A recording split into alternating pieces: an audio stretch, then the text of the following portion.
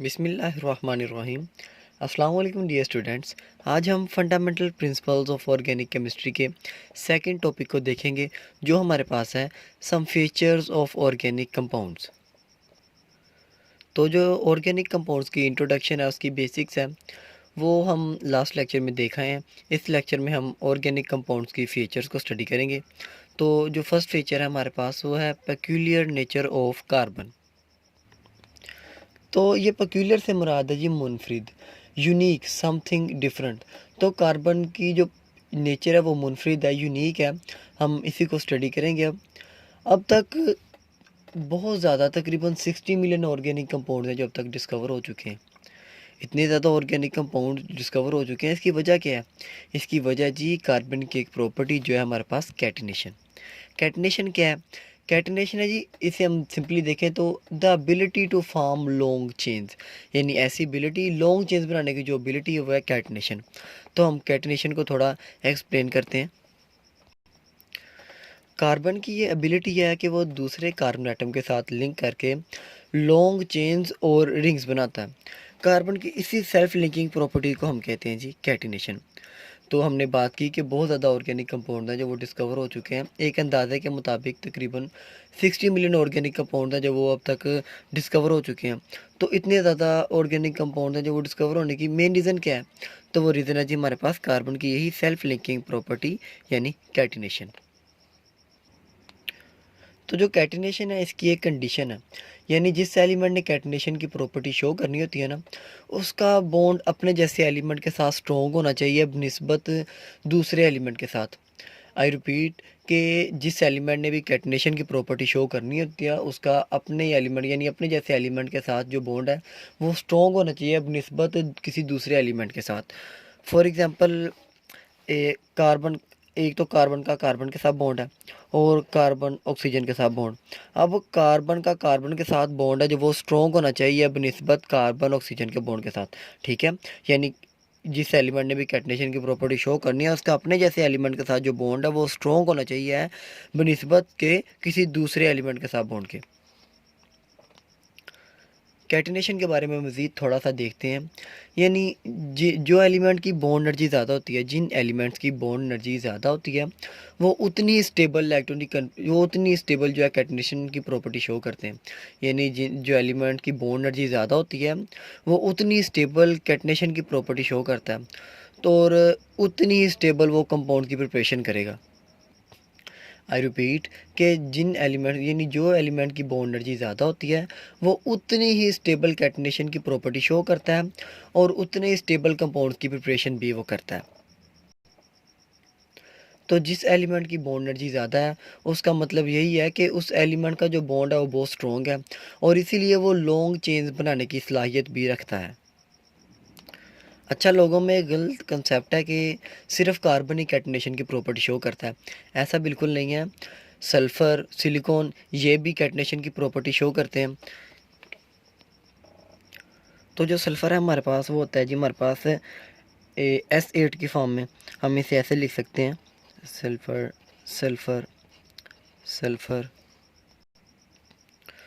तो बात बताने का मकसद ये है कि सिर्फ कार्बन ही कैटिनेशन की प्रॉपर्टी शो नहीं करता, और एलिमेंट्स भी हैं जो कैटिनेशन की प्रॉपर्टी शो करते हैं। जैसे हमारे पास सल्फ़र है, सिलिकॉन है। ठीक है, तो ये बात है कि जो सल्फ़र है और सिलिकॉन है, इनमें एक प्रॉब्लम है।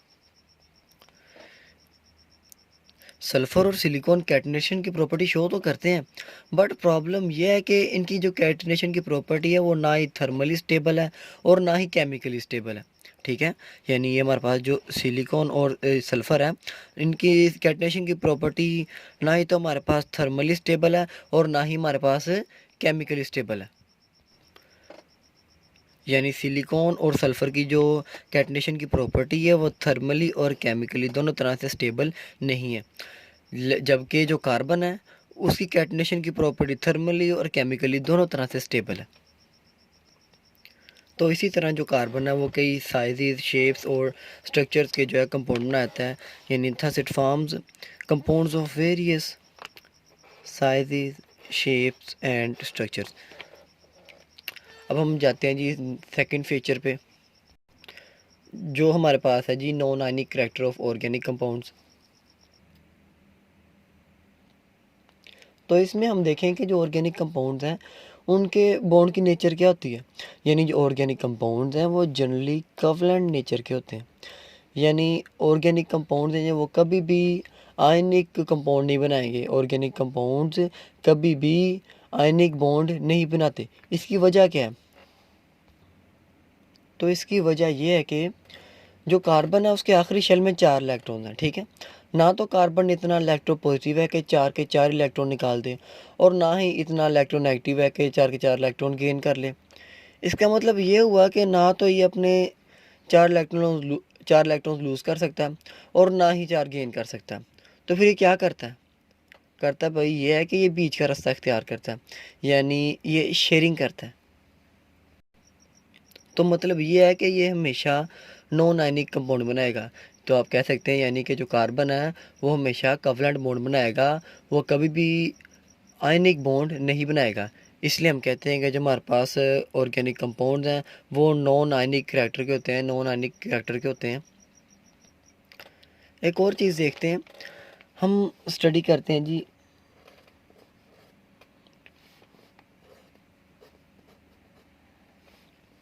कार्बन का बॉन्ड ऑक्सीजन के साथ और कार्बन हाइड्रोक्सिल ग्रुप के साथ, ठीक है। इन सब कंपाउंड में जो हमारे पास जो इलेक्ट्रोनेगेटिव डिफरेंस है, ठीक है, इनमें जो हमारे पास इलेक्ट्रोनेगेटिविटी डिफरेंस है इन सब में, वो स्मॉलर देन है जी 1.7। इन सब के अंदर जो इलेक्ट्रोनेगेटिव डिफरेंस है वो है जी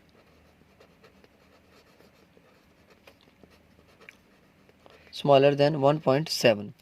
तो ऐसे कंपाउंड जिनका इलेक्ट्रोनेगेटिविटी डिफरेंस 1.7 से कम होता है उन्हें हम कहते हैं कि वो कोवलेंट कंपाउंड्स हैं। और ऐसे कंपाउंड जिनका इलेक्ट्रोनेगेटिविटी डिफरेंस है जो वो 1.7 से ज़्यादा होता है उन्हें हम कहते हैं कि वो आयनिक कंपाउंड है। तो ये जो कंपाउंड है, हम ऑर्गेनिक कंपाउंड जो हम स्टडी करते हैं, इनका इलेक्ट्रोनेगेटिविटी डिफरेंस है हमारे पास सबका जी 1.7 से स्मॉलर, ठीक है। इसीलिए ये हमारे पास क्या है जी, ये सब है हमारे पास कोवलेंट कंपाउंड्स, यानी इनकी नेचर है जो वो नॉन आयनिक है, ये सब नॉन आयनिक कैरेक्टर के हैं। इसी वजह से हम कहते हैं कि जो ऑर्गेनिक कंपाउंड्स है उनका नॉन आयनिक करैक्टर होता है। अब हम चलते हैं नेक्स्ट फीचर की तरफ। तो जो नेक्स्ट हमारे पास फीचर ऑर्गेनिक कंपाउंड की वो है सिमिलरिटी इन बिहेवियर, ठीक है। देखिए ऑर्गेनिक कंपाउंड, हमने बात की कि बहुत ज़्यादा ऑर्गेनिक कंपाउंड हैं, तकरीबन 60 मिलियन से ज़्यादा ऑर्गेनिक कंपाउंड हैं, ठीक है। तो इन सब को अलग अलग स्टडी करना, उनकी प्रॉपर्टीज डिस्कस करना, ये बहुत मुश्किल हो जाता है। इसीलिए साइंटिस्ट ने क्या किया जी, ऑर्गेनिक कंपाउंड की फैमिली बना दी गई, ठीक है। ऑर्गेनिक कंपाउंड की फैमिली बना दी गई है according to their functional groups. Functional group ने जी ऑर्गेनिक कंपाउंड की फैमिली को ख़ास प्रॉपर्टीज़ प्रोवाइड करते हैं, और फिर इस फैमिली की सब प्रॉपर्टीज़, उनको बनाने के तरीके, यानी उनके केमिकल रिएक्शन सब सेम होते हैं। और इन्हीं फैमिलीज़ को हम कहते हैं जी होमोलोगस सीरीज़। तो होमोलोगस सीरीज़ को एक बार दोबारा देख लेते हैं कि होमोलोगस सीरीज़ होती क्या है जी। देखिए ऑर्गेनिक कंपाउंड बहुत ज़्यादा हैं तो उन्हें अलग अलग स्टडी करना बहुत मुश्किल हो जाता है, इसलिए ऑर्गेनिक कंपाउंड की फैमिलीज बना दी गई according to their functional groups, ठीक है।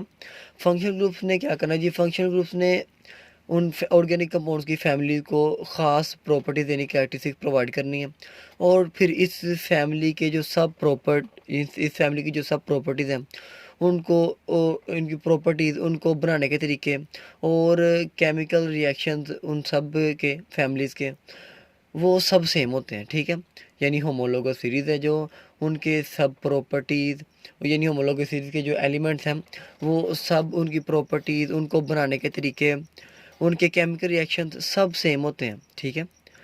और इन सेम प्रॉपर्टी का जो आंसर होता है होमो, उसको कहते हैं जी हम होमोलोगस सीरीज़।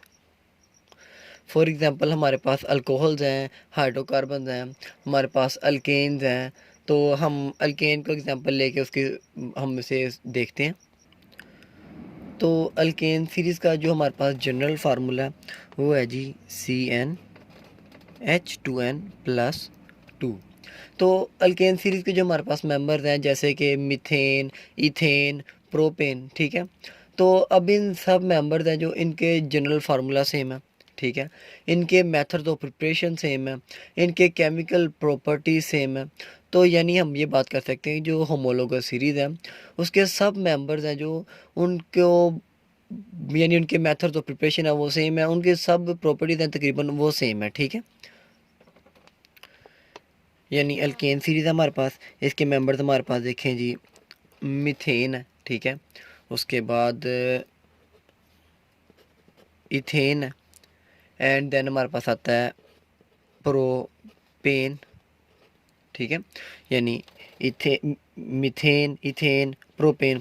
अब ये जो कंपाउंड हैं एन एक्सेट्रा एक्सेट्रा, इन सब मेंबर्स हैं जो इनके मेथड्स ऑफ प्रिपरेशन, इनकी केमिकल प्रॉपर्टीज़, इनके जनरल फार्मूलाज, वो सब चीज़ें हैं जो वो सेम है, ठीक है। That's why the study of all organic compounds is not necessary. क्योंकि जो होमोलोगस सीरीज़ है उसके सब मेंबर्स हैं जो वो सिमिलर बिहेवियर शो करते हैं, इसीलिए सब ऑर्गेनिक कंपाउंड्स को स्टडी करना ज़रूरी नहीं है। कुछ ही होमोलोगस सीरीज़ को स्टडी करके हम बता सकते हैं तमाम ऑर्गेनिक कंपाउंड्स के बिहेवियर को, यानी सब ऑर्गेनिक कंपाउंड को स्टडी करना अब इतना ज़रूरी नहीं है। हम कुछ ही होमोलोगस सीरीज़ को स्टडी करके सब ऑर्गेनिक कंपाउंड्स का बिहेवियर बता सकते हैं। तो अब हम नेक्स्ट फीचर पे चलते हैं जो है हमारे पास जी, कम्प्लेक्सिटी ऑफ ऑर्गेनिक कंपाउंड्स। तो जी जो ऑर्गेनिक कंपाउंड्स होते हैं वो लार्ज होते हैं और उनके स्ट्रक्चर हैं जो बहुत ही कम्प्लेक्स होते हैं। फॉर एग्जांपल हमारे पास स्टार्च है, उसे देख लेते हैं। स्टार्च है जो उसका जनरल फार्मूला हमारे पास C6H10O5NN। अब यहाँ पे जो N है वो सीवरल थाउजेंड्स हो सकती है उसकी वैल्यू। तो इसी तरह सिमिलरली हमारे पास एग्जांपल है प्रोटीन। प्रोटीन भी बहुत कम्प्लेक्स मॉलिक्यूल्स हैं और उनके मासेज हैं जो वो रेंज करते हैं फ्यू थाउजेंड से मिलियंस तक। तो आप खुद ही अंदाज़ा लगा लें कि जो ऑर्गेनिक कंपाउंड्स हैं वो कितने कम्प्लेक्स हैं, ठीक है। तो अब हम चलते हैं नेक्स्ट फीचर की तरफ, आइसोमरिज्म। आइसोमरिज्म को हम अब देखते हैं कि आइसोमरिज्म क्या होता है। तो जी ऐसे कंपाउंड्स जिनका मोलिकुलर फार्मूला सेम हो, यानी ऐसे कंपाउंड जिनका जो मोलिकुलर फार्मूला है वो सेम हो, लेकिन उनका जो स्ट्रक्चरल फार्मूला और उनकी प्रॉपर्टीज़ वो डिफरेंट हों, तो ऐसे कंपाउंड्स को हम कहते हैं कि वो एक दूसरे के आइसोमर्स हैं, ठीक है। एक बार दोबारा देख लेते हैं। ऐसे कंपाउंड्स जिनका मोलिकुलर फार्मूला सेम हो लेकिन उनकी स्ट्रक्चरल फार्मूला और उनकी प्रॉपर्टीज़ वो डिफरेंट हों, तो ऐसे कंपाउंड्स को हम कहते हैं कि वो एक दूसरे के आइसोमर्स हैं। और जो फेनोमेनन है ये कहलाता है हमारे पास आइसोमेरिज्म, ठीक है। तो हम इसकी एग्जांपल देखते हैं। फॉर एग्जांपल हम ब्यूटेन लेते हैं। ब्यूटेन ब्यूटेन का मोलिकुलर फार्मूला है जी C4H10, ठीक है। अब इसका स्ट्रक्चरल फार्मूला हम एक तो इस तरीके से लिख सकते हैं,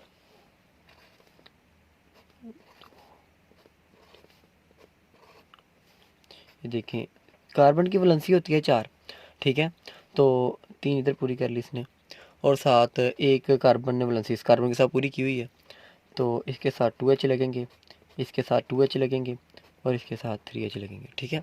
तो हमारे पास जो ये बना है इसको हम नाम देते हैं जी स्ट्रेट चेन है ये, इसलिए हमारे पास का नाम है जी N ब्यूटेन, ठीक है। तो एक तो हम ब्यूटेन को स्ट्रक्चरल फार्मूला एक तो इस तरीके से लिख सकते हैं, ठीक है।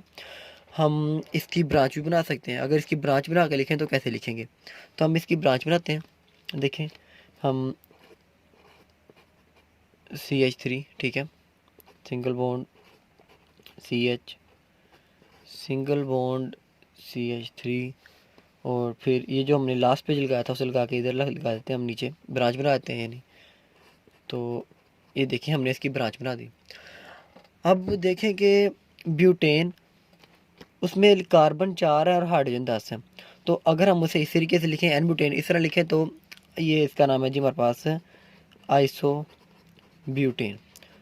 तो अब एन ब्यूटेन में आप गिन लें 1 2 3 4, कार्बन तो 4 है, हाइड्रोजन गिन लें 3 2 5 2 7 और 3 10, इसमें भी यानी हाइड्रोजन 10 है और कार्बन 4 है, तो सेम चीज़ें हैं। तो हम इसमें देखते हैं, इसमें भी देखें 1 2 3 4, तो कार्बन इसमें भी 4 हो गए। हाइड्रोजन गिनते हैं, हाइड्रोजन हमारे पास 3 1 4 4 3 7 और 3 10।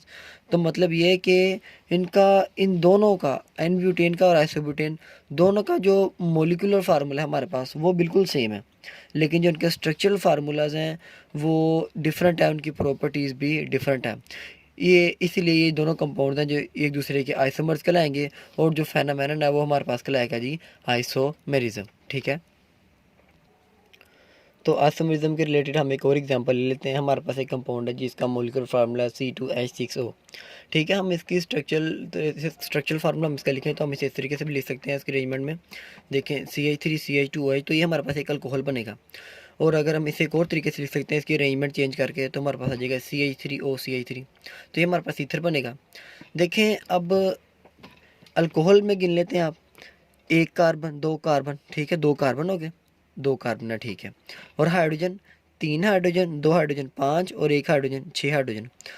तो यही ऊपर लिखा हुआ है कि 2 कार्बन 6 हाइड्रोजन और 1 ऑक्सीजन। ठीक है, तो इसको हम देखते हैं, 2 कार्बन 3 और 3 6 हाइड्रोजन और 1 ऑक्सीजन।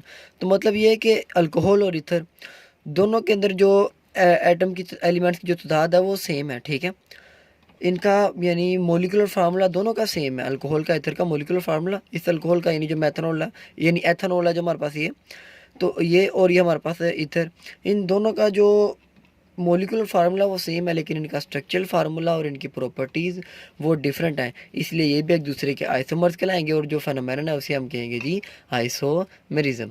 तो नेक्स्ट हम फीचर पे चलते हैं। नेक्स्ट फीचर हमारे पास है जी रेट ऑफ रिएक्शंस, यानी जो ऑर्गेनिक कंपाउंड्स हैं उनके रेट ऑफ रिएक्शन कैसे होते हैं, फास्ट होते हैं कि स्लो होते हैं, हम उसको इस फीचर में देखेंगे। चले मैं आपसे एक क्वेश्चन करता हूँ कि मोलिक्यूल क्या है, मोलिक्यूल किसे कहते हैं? एक स्टेबल स्पीशी है ना, तो जो चीज़ स्टेबल होती है क्या वो किसी से भी रिएक्शन करेगी कि नहीं? नहीं करेगी, क्योंकि वो तो स्टेबल है। ठीक है, तो यानी हर चीज़ जो अनस्टेबल होती है वही रिएक्टिव होती है। ठीक है, जो स्टेबल चीज़ है उसने रिएक्शन क्यों करना? तो जो मॉलिक्यूल्स हैं वो बजाते खुद स्टेबल हैं, इसलिए उनके जो रिएक्शन करने की रेशियो है, जो उनकी रिएक्शन करने की सलाहियत है वो इतनी ज़्यादा नहीं होती। इसलिए जो हमारे पास ऑर्गेनिक कंपाउंड्स हैं इनके रिएक्शन रेट स्लो होते हैं और इनकी यील्ड भी लो होती है। इसकी वजह क्या है? इसकी वजह ये है कि इनके मोलिकुलर नेचर, यानी ऑर्गेनिक कंपाउंड हैं जो वो मोलिकुलर नेचर में होते हैं, इसी वजह से इनके मोलिकुलर नेचर की वजह से इनका रिएक्शन का जो रेट है वो स्लो होता है और यील्ड भी कम होती है। तो जी ऑर्गेनिक कंपाउंड का रिएक्शन रेट है जो वो स्लो रेट है, और इनकी जो यील्ड है वो भी लो है। ठीक है, इसकी रीज़न क्या है? रीज़न इसकी हम अभी पढ़ के हटे हैं। इसकी रीज़न है जी, रीज़न इसकी हमारे पास है due to molecular nature, due to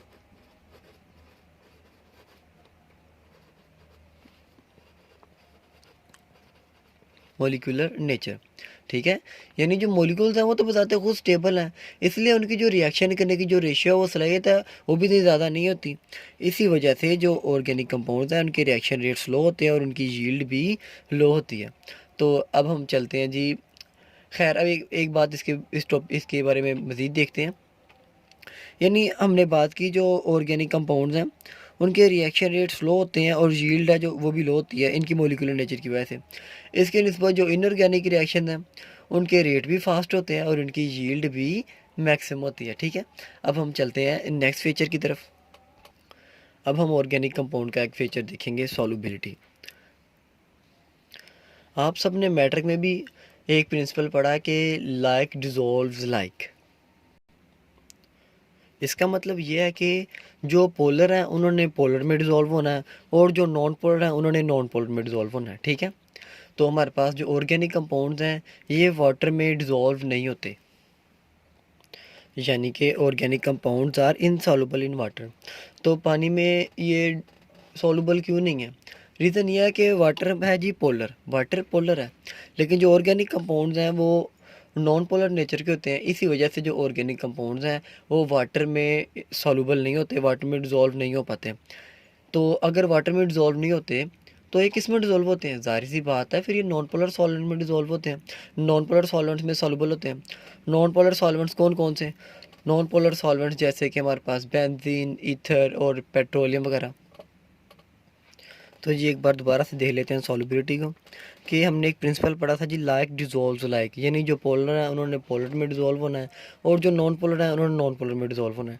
तो ऑर्गेनिक कंपाउंड्स वाटर में इनसॉल्युबल होते हैं, क्योंकि वाटर एक पोलर है, इसीलिए ये उसमें डिज़ोल्व नहीं हो सकते। तो ये सॉल्युबल होते हैं नॉन पोलर सॉल्वेंट्स में, जैसे कि बेंजीन, ईथर और पेट्रोलियम वगैरह। ठीक है, तो आज के सेशन के लिए इतना ही।